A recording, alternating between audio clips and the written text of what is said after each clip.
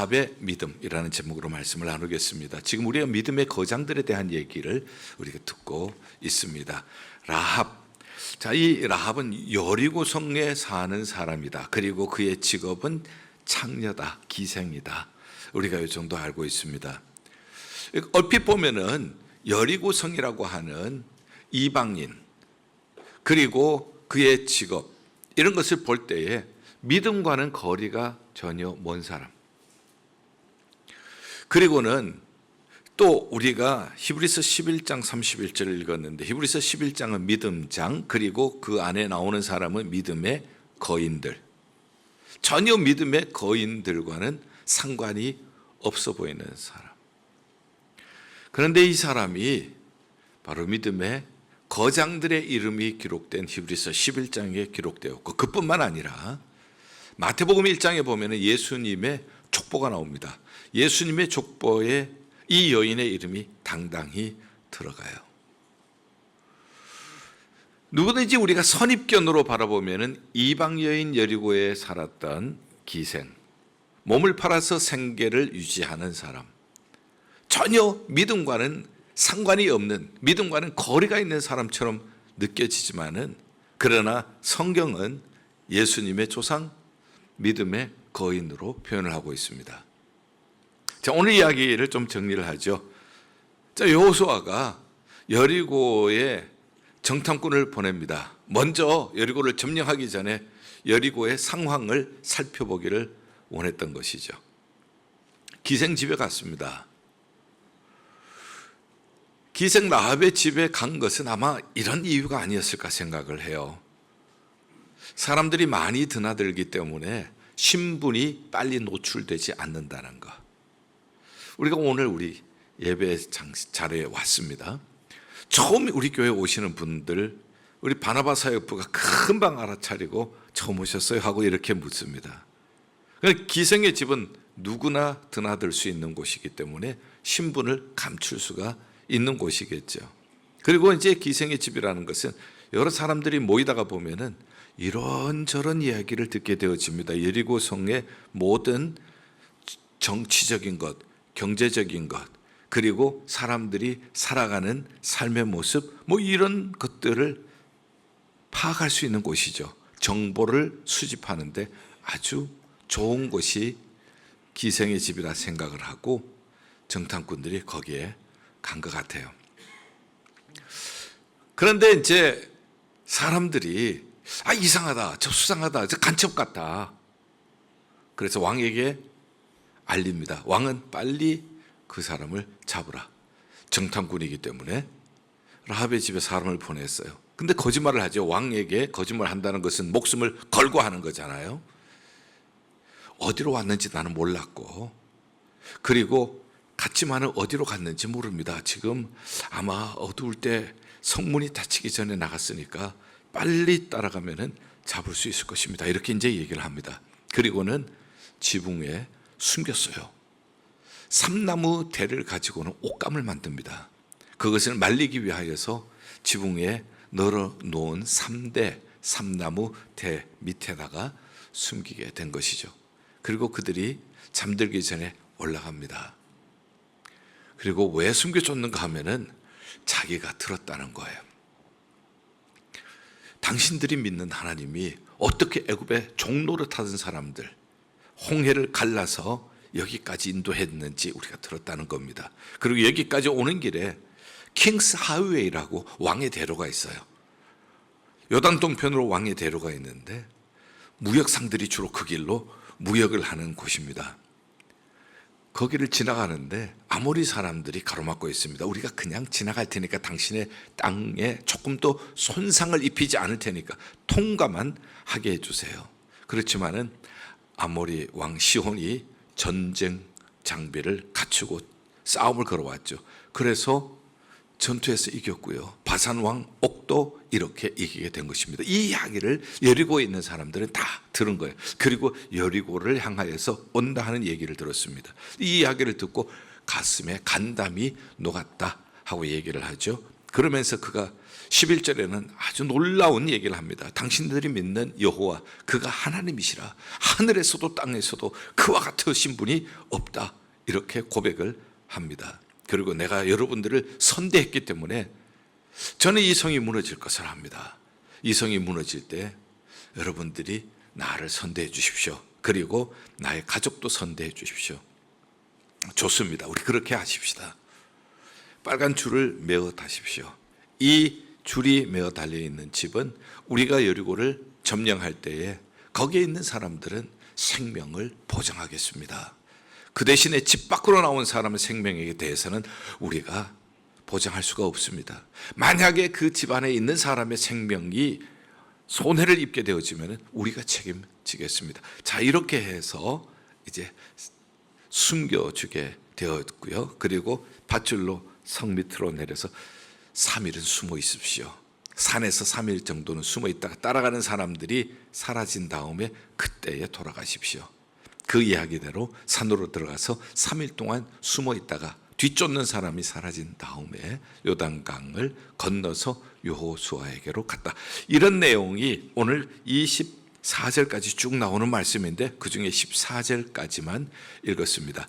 자, 여기에서 몇 가지만 정리를 해서 우리가 말씀을 듣도록 하겠습니다. 첫째, 이 라합이라고 하는 여인, 방금 설명드린 것처럼 도저히 이 사람이 믿음의 전당에 들어갈 수 없는 사람, 예수님의 족보에 들어갈 수 없는 사람, 이방 여인에다가 그리고 자기의 몸을 팔아서 생계를 유지하던 사람, 어쩌면은 사회에서 바닥에 있는 사람.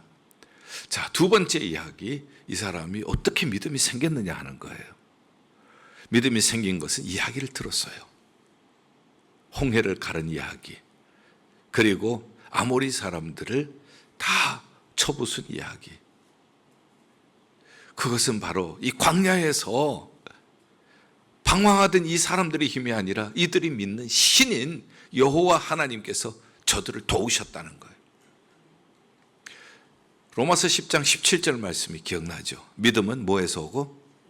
들음에서 오고, 들음은 그리스도의 말씀으로 말미암느니라. 들었어요. 그 말씀을 듣고 믿음이 생긴 겁니다. 자, 전혀 믿음과는 상관이 없어 보이는 사람, 이 사람이 믿음이 생긴 것은 하나님에 대한 얘기를 들었기 때문이다. 우리가 지금 하나님의 말씀을 듣고 있어요. 하나님의 말씀을 들을 때에 하나님의 말씀은 우리에게 믿음을 더하는 것입니다. 세 번째, 이 믿음은 믿고 끝나는 것이 아니라 행동하는 믿음이에요. 자기가 믿었으면 이 믿는 것에 대해서 그 믿음을 따라서 행동한다는 거예요. 그 믿음을 따라서 행동한다는 것은 죽을 각오를 해야 하는 거예요. 이것이 만약에 왕에게 발각되면 사형이죠. 자기뿐만 아니라 자기 가족들까지도 위험에 처할 수가 있어요. 뿐만 아니라 만약에 징역을 오래 살게 되었다, 징역을 오래 살다가 나왔다 하면은 사람들에게 왕따 당할 수가 있습니다. 저건 매국노라고 나라 팔아먹은 사람, 첩자하고 스파이하고 내통한 사람, 이렇게 되어지면은 그 사회에서 살아남을 수 없는 그러한 위기에 처할 수가 있어요. 그렇지만은 하나님이 이 땅을 저들에게 주셨기 때문에 이 성은 무너질 날이 올 줄 나는 믿습니다. 그거거든요. 그것을 위하여서 자기의 목숨까지 건 사람이에요. 그 결과가 어떻게 되었는가? 우리는 그 뒤에 나오는 이야기들을 통해서 알고 있습니다. 그리고 지난주에 여리고가 무너진 것에 대해서도 들었죠. 라합도 살고 라합의 가족도 살게 되었습니다. 결국은 라합이 그 가족을 구원하게 되었죠. 우리는 사도행전 16장 31절 말씀을 기억할 수 있어요. 주 예수를 믿으라, 그리하면 너와 내 집이 구원을 얻으리라. 라합이 믿었고 그 믿음으로 말미암아 그와 그 집안이 모두 구원을 얻게 되었어요. 자, 그 다음에 또 어떤 하나님의 보상이 있었는가 하면은 조금 전에 말씀드린 것처럼 예수님의 족보에 들어가는 예수님의 조상이 되게 된 거예요. 자, 이 여리고성의 기생이에요. 자, 이 사람이 이 일 이후에 결혼을 하게 되어집니다. 누구하고 결혼을 하게 되어지는가 하면은 유대인하고 결혼하게 되어져요. 그 유대인의 이름은 살몬이라고 하는 사람이에요. 상식적으로 보면은 이방인 창녀, 유대인이 결혼할 수 있는 그런 관계는 아니잖아요. 그런데 이 일이 있은 다음에 유대인 남성과 결혼하게 되어집니다. 살몬과 결혼해서 두 사람 사이에 보아스가 태어납니다. 보아스, 듣던 이름인데 보아스의 아내는 그럼 누구죠? 룻이죠. 이렇게 되는 거예요. 그 다음에 거기에서 오벳이 나와요. 오벳은 이새를 낳았어요. 이새는 누구를 낳아요? 다윗을 낳게 된 거예요. 예수님의 조상이 된 겁니다. 할렐루야. 이런 하나님의 리워드, 보상을 받게 된 것이죠. 이 라합이라고 하는 여인, 세상적으로 보면은 아무것도 자랑할 것이 없는 사람. 그러나 복음을 들었어요. 듣고 믿음이 생겼어요. 믿음을 위하여서 목숨도 두려워하지 않고 그 믿음을 지켰어요. 그래서 하나님께서는 그를 구원해 주시고 그 가족까지 구원해 주셨어요. 그리고 예수 그리스도의 조상이 되는 복을 받게 해 주셨습니다. 라합이라고 하는 여인을 통하여서 망해가는 이 여리고에 있는 이 가정이 생명을 얻게 되었어요. 그리고 우리가 족보를 본 것처럼 이 믿음의 DNA가 계속 흘러가는 거예요. 살몬에게서 보아스를 낳고 보아스에게서 오벳을 낳고 오벳에게서 이새를 낳고 이새에게서 다윗이 낳고 그리고 다윗의 후손 중에 메시아 예수 그리스도께서 탄생하시고 계속해서 이 가정에 세대가 지나가면서 이 믿음의 DNA가 계속해서 전달되게 되었습니다. 자, 여기까지가 오늘 우리 얘기입니다. 자, 이 얘기를 우리에게 한번 적용을 한번 해보죠. 이 라합과 나는 무슨 관계가 있는가? 로마서 3장 23절에 이렇게 얘기합니다. 모든 사람이 죄를 범하였으며 하나님의 영광에 이르지 못하더니. 에베소서 2장 1절에서 3절은 또 이렇게 얘기를 하고 있습니다. 전에 우리가 예수 그리스도를 만나기 전에는 죄와 허물로 죽었다고 얘기를 하고 있어요. 죄가 들어오면서 우리는 영적으로 죽은 상태가 된 거예요. 그런데 죄와 허물로 죽은 우리는 본질상 진노의 자녀, 진노를 받아야 마땅한 사람, 하나님의 축복의 유업으로부터 상관이 없는 외인, 그리고 우리가 따라가는 것은 공중 권세 잡은 사탄을 따라서 생각하고 말을 하고 행동했던 사람. 자, 라합의 처지나 우리의 처지나 비교해 보면은 다를 바가 없다는 생각을 하게 되어졌어요. 라합이 복음을 들었어요. 하나님에 대한 얘기를 들었어요. 우리도 복음을 들었어요. 하나님이 세상을 이처럼 사랑하사 라합과 같은 우리들, 죄와 허물로 죽은 우리들을 버리지 아니하시고 이처럼 사랑하사 독생자를 주셨으니 이는 저를 믿는 자마다 멸망치 않고 영생을 얻게 하려 하심이니라. 이 복음을 들은 거예요. 그래서 우리는 이 복음을 듣고 믿음이 생긴 겁니다. 믿음은 들음에서 나는 거니까. 그리고 우리는 이 믿음을 목숨을 걸고 지키는 거예요. 우리 성도님들 가운데서도 예수 믿고 나서 핍박 많이 받으신 분들 계세요. 집에서 쫓겨나시는 분도 계시고 가지고 있던 성경책 아궁이에 막 던짐을 당한 분도 계시고요. 온갖 핍박을 받으신 분도 계세요. 그렇지만 끝까지 믿음을 지킴으로 말미암아 그분 한 사람 때문에 가정에 구원의 문이 열리고 믿음의 DNA가 그 다음 제너레이션까지 흘러가는 분들 계세요. 그리고 그렇게 핍박했던 부모님들이 다 예수 믿고 다 하나님의 또 귀한 자녀들이 되는 이런 가정들이 우리 많이 계세요. 저에게도 한번 적용을 해봤어요. 죄와 허물로 죽은 나, 모든 사람이 죄를 범하였으니 모태신앙이라고 자연이 되는 것이 아니라 단지 모태신앙은 어려서부터 부모님들로부터 복음을 일찍 들었다는 것뿐이에요. 그러나 여전히 죄인이었기 때문에 죄와 허물로 죽은 나였죠. 복음을 들었어요. 저 같은 경우는 부모님으로부터 복음을 듣게 되어졌죠. 자, 복음을 들었는데 이 복음은 언제부터 왔는가 하면은 우리 증조 할아버님부터 왔습니다. 증조 할아버님이 안동시장 장날에 안동시장에 나가셨다가 미국 선교사의 선교를 듣게 되어집니다. 복음을 듣게 되어집니다. 그 복음을 들으면서 깨달음이 온 거예요. 아, 내가 지금까지 헛되게 살아왔구나. 미신을 믿어왔거든요. 미신을 믿어왔던 이 헛된 삶, 내가 이제는 이것을 버리고 정말 구원자이신 예수님을 믿고 살아야 되겠다. 그래서 나뿐만 아니라 내 후손들도 미신을 믿고 어두운 가운데 어리석게 살지 말고 예수 믿고 구원받고 하나님의 자녀로서 하나님께 영광 돌리며 살게 해야 되겠다. 이렇게 작정을 하시게 된 거예요. 복음을 듣고 믿음이 생긴 거예요. 장날에 장 보러 가셨다가 믿음이 생긴 거예요. 그리고는 이 믿음을 목숨을 걸고 지킨 겁니다. 행동하는 믿음이 된 거죠. 저희 증조 할아버님이 하셨던 일은 문중의 소작인이었습니다. 문중 토지가 있는데 그 중에 일부를 농사를 지어서 거기에서 나오는 쌀 몇 가마나 이런 것 좀 받아서 그렇게 살고 하셨기 때문에 굉장히 가난한 농부셨어요. 그런데 이 문중에서는 예수 믿는다고 그 땅을 뺏어버렸네요. 그 땅을 뺏어버린다는 것은 결국은 밥줄 끊는다는 거잖아요.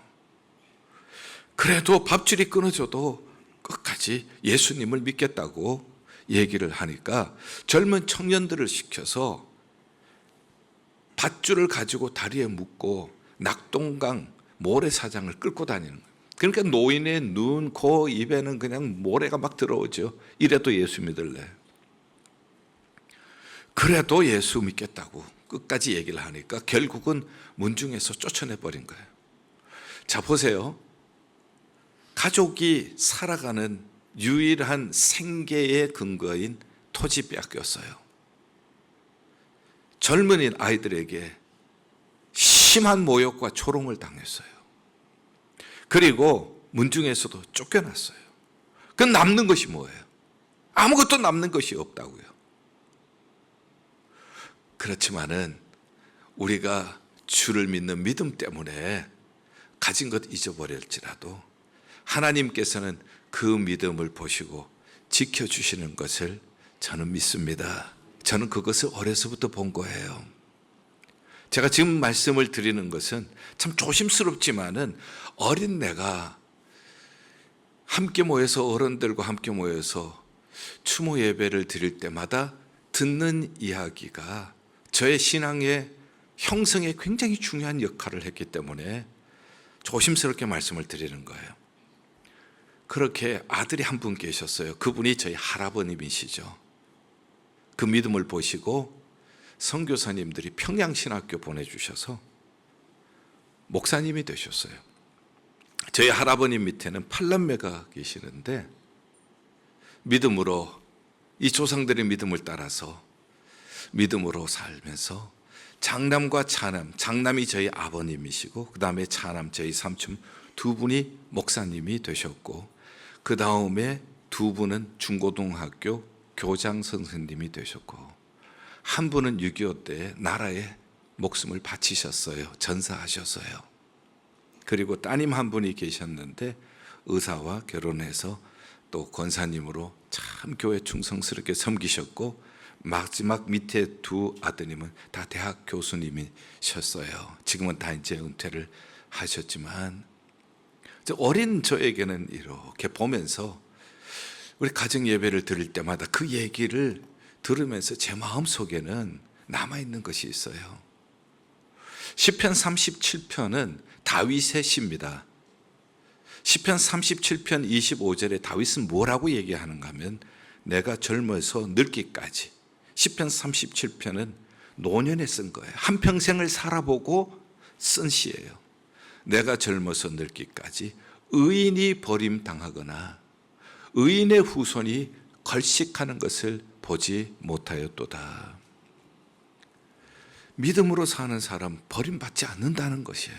다윗이 보니까 믿음으로 사는 사람, 믿음을 위하여서 참 자기 목숨을 아끼지 아니하고 믿음 지킨 사람, 믿음 위하여서 땅 빼앗기고 믿음 위하여서 조롱당하고 믿음 위하여서 쫓겨나가고 이런 사람 하나님께서 버리지 않으신다는 거예요.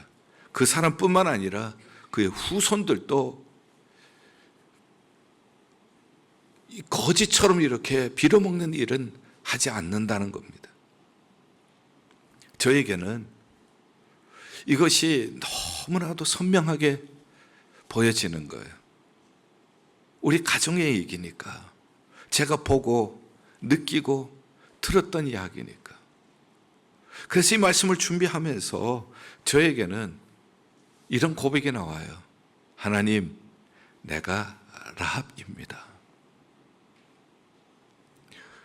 죄와 허물로 죽은 사람, 공중 권세 잡은 자를 따르고 진노의 본질상 진노의 자녀이지만 하나님께서 저에게는 부모님으로부터 복음을 듣게 해주셨습니다. 이러한 나, 하나님이 이러한 나를 사랑하셔서 독생자를 주셨습니다. 이를 믿는 자는 멸망치 않고 영생을 얻게 하신다는 이 약속을 저는 믿습니다. 그리고 이 믿음을 따라서 살려고 노력을 해왔습니다. 어떤 어려움이 와도 이 믿음을 지키기 위하여서 힘을 다하면서 살아왔습니다. 지금 이렇게 제 삶을 되돌아보면은 라합이라고 하는 여인, 믿음의 거장이 되잖아요.